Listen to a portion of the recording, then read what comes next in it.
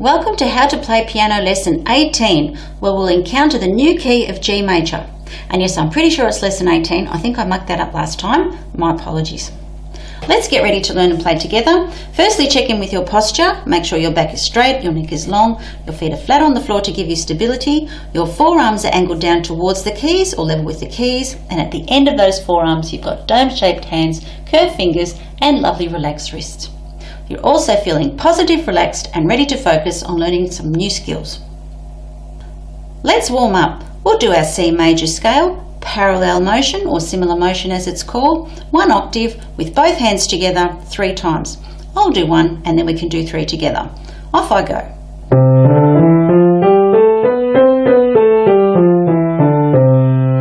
Let's do 3 together. 1, 2, 3, 4.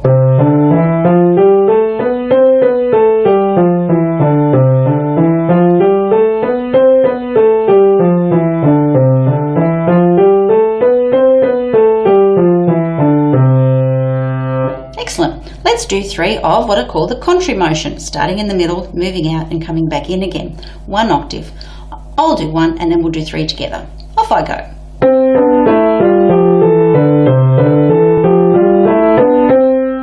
Let's do 3 together. 1, 2, 3, 4.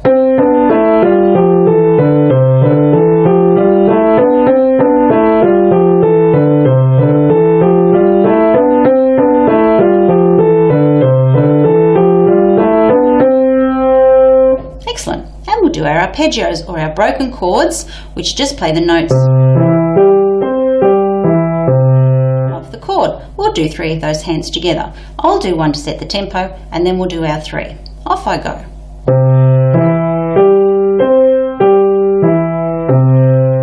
Let's do 3 together. 1, 2, 3, 4.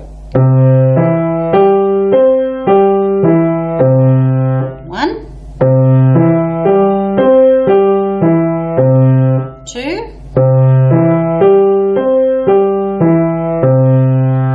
and 3. We're going to add a new scale to our collection today, the scale of G major.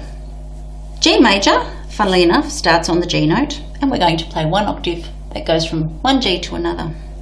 The notes in the G major scale are pretty much all white, except we have one black note, which is the F sharp.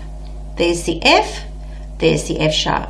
A sharp means that we raise the note by 1 semitone. I think that we covered that last time. So when we play our scale, we're going to use the same fingering, 3rd finger, thumb under, all the way up. But when we get to F, we're not going to play the F, we're going to play the F sharp and then play the G. I'll do that again. All the way to 3rd finger, thumb under, and instead of playing the F, play the F sharp, and then up to the G. So the fingering is the same, and the key signature of G major is 1 sharp F, and that's why we've got an F sharp in that scale. I'll do it again, up and down.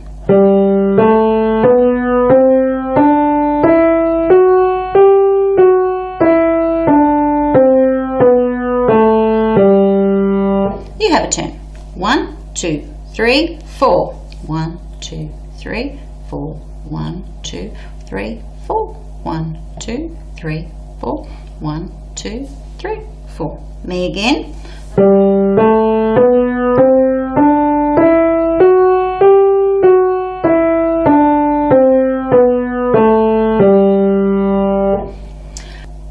Now your turn. 1, 2, 3, 4. 1, 2, 3, 4. 1, 2, 3, 4. 1, 2, 3, 4. 1, 2, 3. Good, let's do 3 of those together. 1, 2, 3, 4. 1,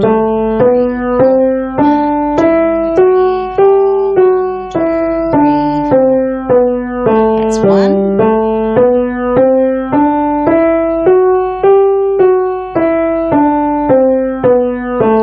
And 2.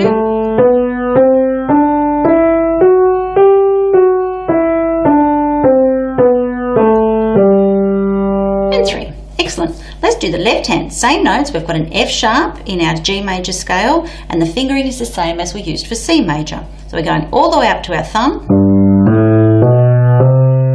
3rd finger over. Don't forget the F sharp. And then up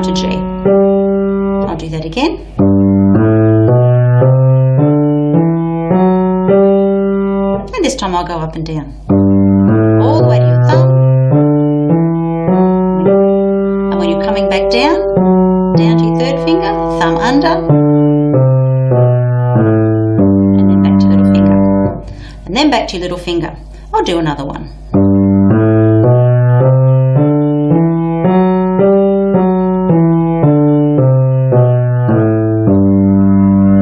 Your turn. 1, 2, 3, 4. 1, 2, 3, 4. 1, 2, 3, 4. 1, 2, 3, 4. 1, 2, 3. Good. Let's do 3 of those together. 1, 2, 3, 4.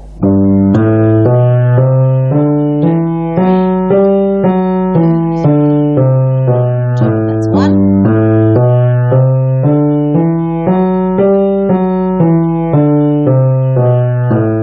2.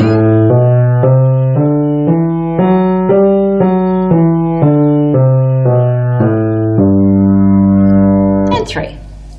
And we're warmed up. Have a pause and have a play if any of your scales need a little bit more practice.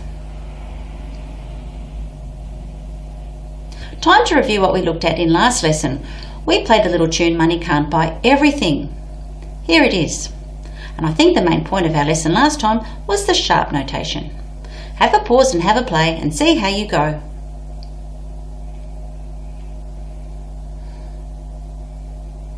Here's my interpretation.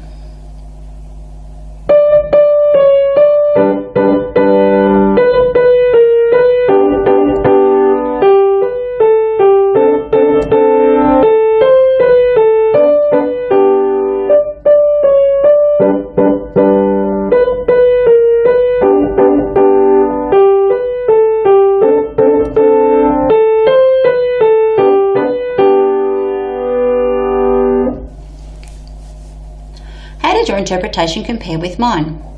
Were your interval notes sounding at the same time? Did you notice a change in the level of sound as you played F or forte, which means loud, and P or piano, which means soft?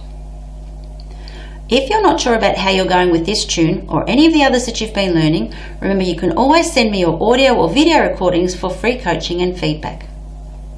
You can also post a video of your performance onto our How to Play Piano and Keyboard private Facebook gallery for other members to learn from and enjoy. Here's our piece for today. Let's have a look at it as a whole.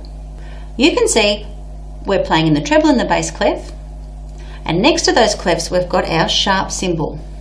Last time we saw that sharp cymbal in front of the notes in the music.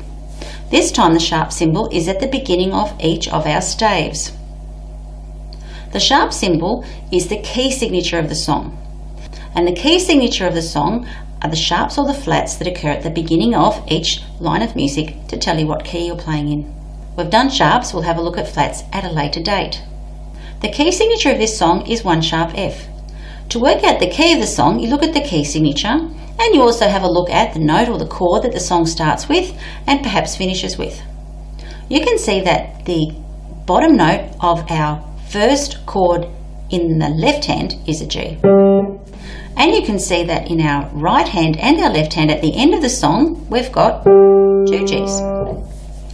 We just did the G major scale, which has an F sharp in it. And because this piece starts in G and ends on G, and it's got an F sharp, we can pretty much say that the key of this piece is G major. Key signatures are also used to help declutter the sheet music. When the key signature is at the beginning of each stave, there's no need to write in the sharps in front of each of those notes. This will probably make sense as we go through the music. You'll also notice that we've got a lot of curved lines happening in this piece. We've got short curved lines at the beginning of our music, we've got legato slurs and ties. More about these curved lines when we have a look at the sheet music in more detail. Here's my demo. Here I go.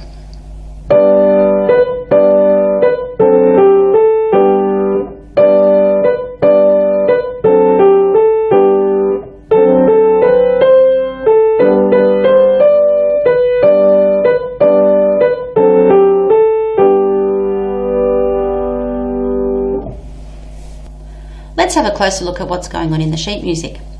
If you have a look at the first line, you can see we've got our F sharp at the beginning, we're counting 3 beats in a bar, and it looks like the melody is in the right hand and the left hand is providing the accompanying chords.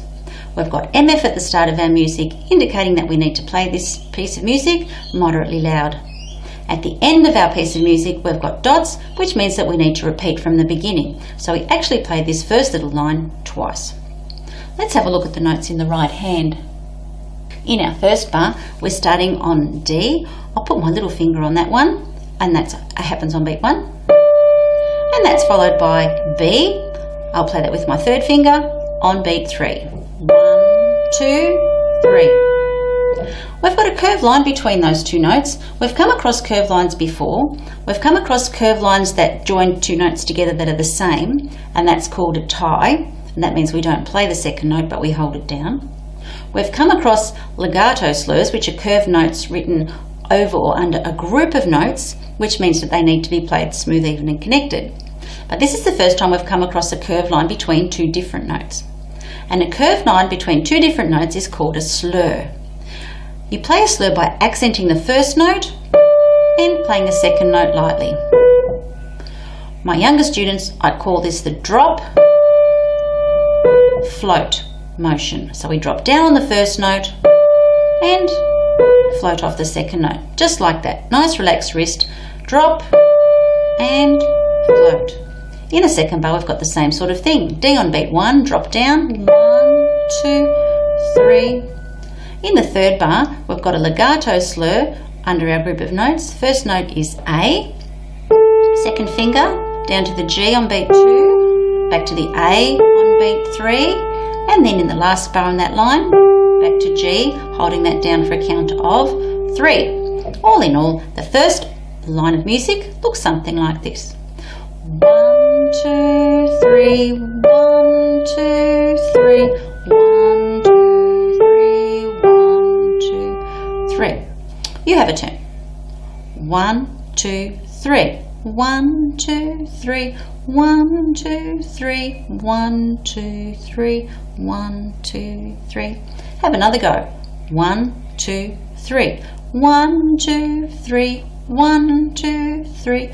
1, 2, 3. 1, 2, 3. Let's do that together. 1, 2, 3. 1, 2, 3. 1, 2, 3. 1, 2, 3. 1, 2, 3. And we need to repeat that. Let's have a look at the left hand. We've got our hand position down in G. We're in G major. G, B, D is the chord that's in the first bar. G major chord. Playing that with little finger, middle finger and thumb. Make sure all your notes sound at the same time. Just like this. 1, 2, 3. And again in the second bar. 1, 2, 3. In the third bar, we've got our top note D, next door to middle C, and F. Don't forget, it's an F sharp. 1, 2, 3. And in the last bar, back to our G. I'll play that again. 1, 2, 3. 1, 2, 3. 1, 2, 3. 1, 2, 3. You'll see with those longer notes, I'm taking advantage of the fact that I can really relax my wrist into those keys as I press them down. If you're having trouble remembering to put the sharp in, just write it in. Grab your pencil, pop a sharp symbol in front of that F. Just like you can write in the counting and any fingering, but not the notes, not the alphabet. You have a go at the left hand in that first line. 1, 2, 3. 1, 2, 3. 1, 2, 3. 1, 2, 3. 1, 2, 3. Let's do it together.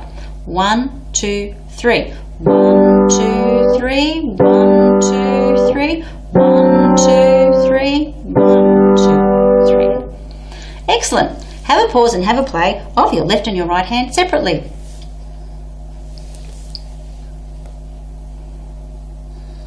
Let's put line 1 together nice and slowly. 1, 2, 3. 1, 2, 3. 1, 2, 3.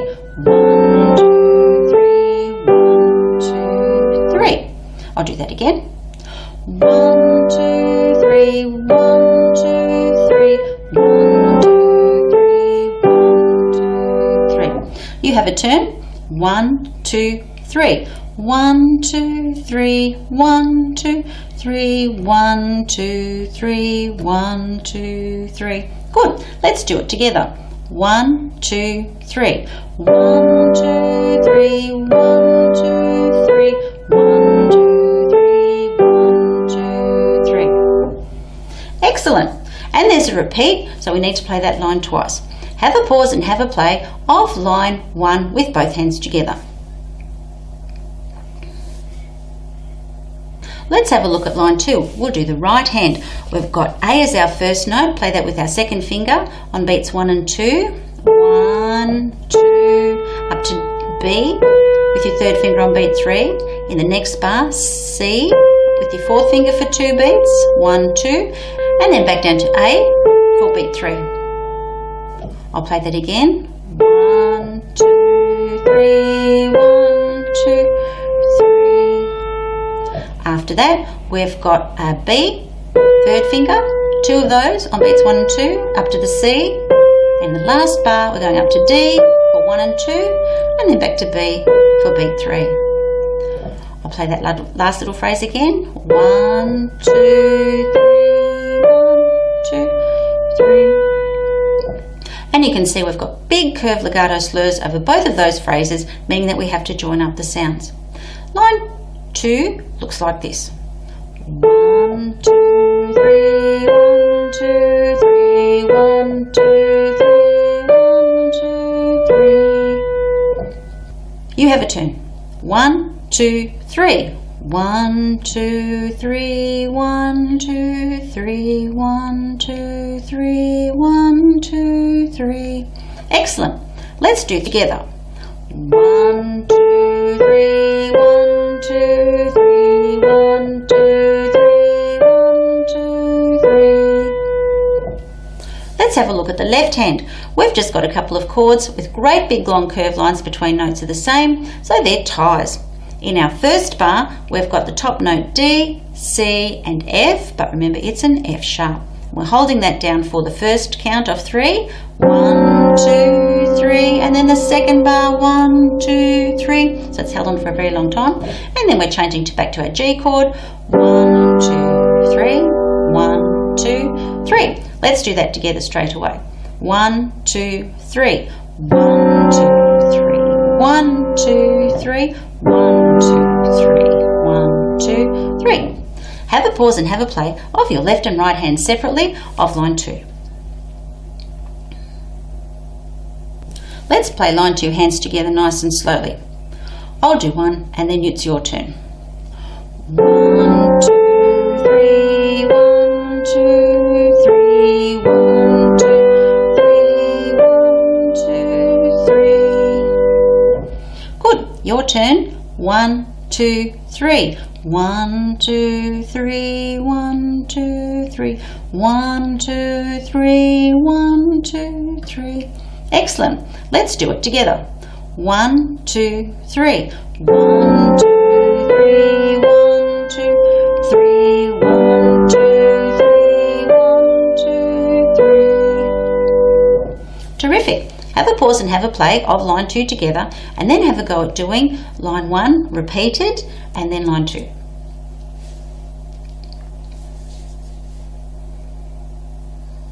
And here's a nice surprise. Line 3 of our song is actually exactly the same as line 1. We've already done it, so have a pause and have a play of the whole tune.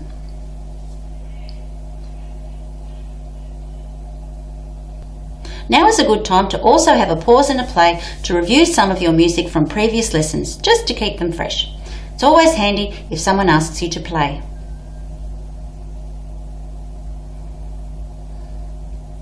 That's it for this lesson. Make sure that you feel completely comfortable with the skills that we've looked at today before moving on. Next lesson, we'll be beefing up our left hand.